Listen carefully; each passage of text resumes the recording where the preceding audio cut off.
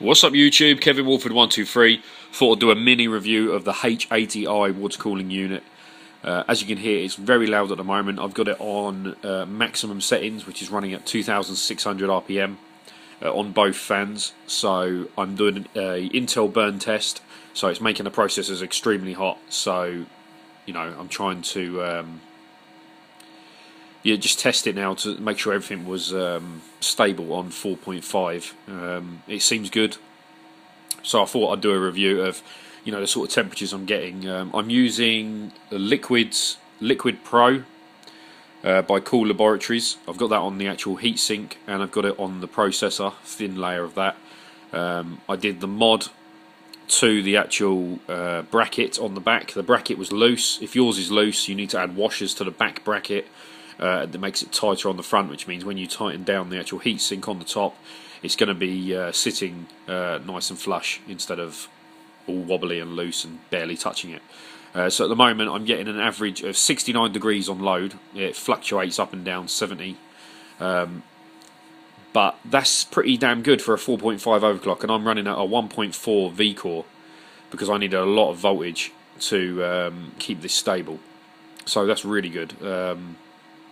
The only thing that's bad with these processors is the internal heatsink.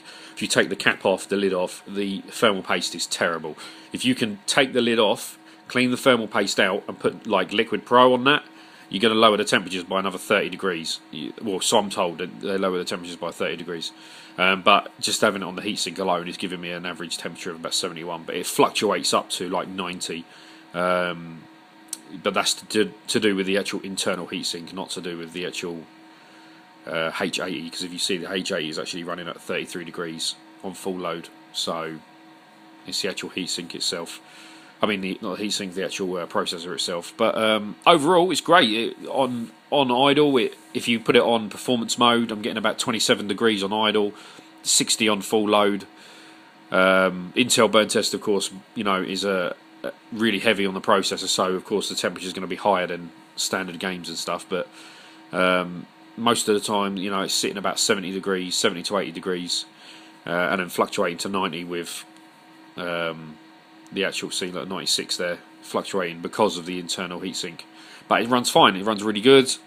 It is quite loud really for what you get. If you put it on quiet mode, you can't hear it at all, but it's not very good for performance at all on quiet mode, so I've got it on performance mode, which doesn't bother me because once the TV's on and stuff like that, you don't hear it. If you're playing a game, you don't hear it. So, but I would say definitely get the if you've got yourself an i5, i7, and you're looking for something to overclock with, the H80i is perfect for that, and it's a reasonable price. I think I paid £60 for it.